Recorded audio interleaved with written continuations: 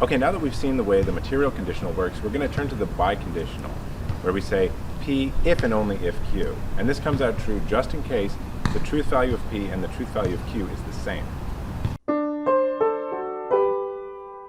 Next up is our biconditional, which is well represented as an arrow which points in both directions. And this is true only where either P and Q are both true or P and Q are both false. So what this tells us is that the two of them have the same truth value. And so this is what the truth table looks like. This is equivalent with the much longer if P then Q and if Q then P, as we can see by filling out the truth table as follows. So these will be the columns for if P then Q and if Q then P, and because our main symbol is conjunctive, it's true only where both of them are true. So we write this as P double arrow Q, or quite commonly also P triple bar Q. And this is equivalent with P if and only if Q, which is sometimes abbreviated to P if, two F's, Q. And we also sometimes see P just in case Q. Now we saw in the last video that P if Q gets you Q arrow P, and P only if Q gets you P arrow Q. And so if you remember one, you'll remember them both, because the P if and only if gets you the double arrow.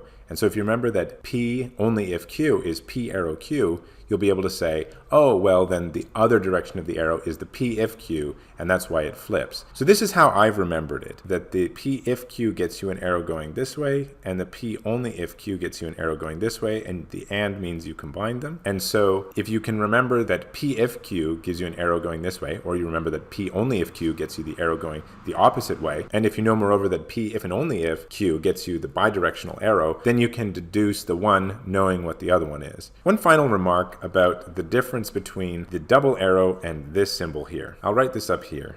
The connective, the binary connective double arrow, or if and only if, is not the same as this double line double arrow that we've been using to state logical equivalence. This one here is in our language. It's a truth functional operator, whereas this one is actually what we might call metalinguistic. It makes statements about the things in our language, but it doesn't actually belong to the language itself. It's equivalent with this statement, is logically equivalent with. Nevertheless, we can reduce this in a way that's quite close to the way we reduced our notion of logical consequence using the material conditional. Here's how we can do this. Recall our De Morgan's laws, where not P and Q, parenthetical, is equivalent with not P or not Q. Because these two are equivalent, they'll have T's and F's in the same places. And as a result, underneath this main connective, the biconditional, we'll just have a straight row of T's.